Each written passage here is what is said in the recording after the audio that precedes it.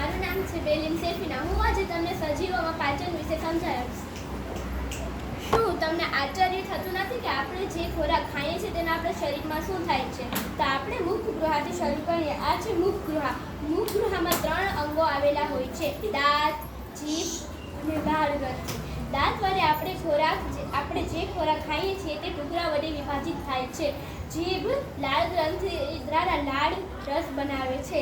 ત્યાર પછી તે મુખગુહામાં કાર્બોદિતનું પાચન થાય છે। ત્યાર પછી તે ખોરાક અન્નનળીમાં જાય છે। અન્નનળીમાં કોઈ પણ વસ્તુનું પાચન થતું નથી। ત્યાર પછી તે થાય છે જઠરમાં। જઠરમાં પ્રોટીનનું પાચન થાય છે।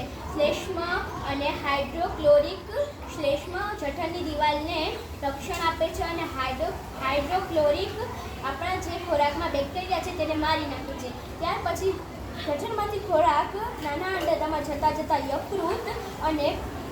યકૃત અને સ્વાદુપિંડ યકૃતમાંથી પિત્તરસ અને સ્વાદુપિંડમાંથી સ્વાદુરસ લેતા જાય। ત્યાર પછી તે ખોરાક જાય છે નાના આંતરડામાં। નાના આંતરડામાં ચરબીનું પાચન થાય છે।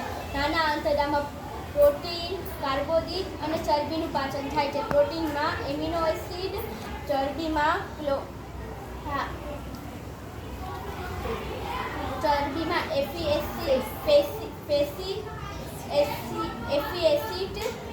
ફેટી એસિડનું પાચન થાય છે અને ફેટી એસિડ અને ગ્લિસરોલ પાચન થાય છે અને કાર્બોદિતમાં ગ્લિસરોલનું પાચન થાય છે।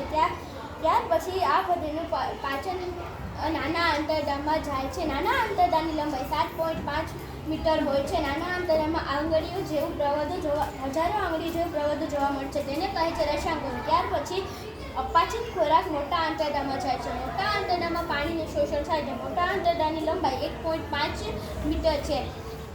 મોટા આંતરડામાં અપાચિત ખોરાક અને પાણીનું શોષણ થાય છે। અપાચિત ખોરાક મળાશયમાં જતાં મળાશયમાં જાય છે અને અપાચિત ખોરાક મળ દ્વારામાં ભેગા થઈને મળ દ્વારાથી આપણે ખોરાકનો ત્યાગ કરીએ છીએ।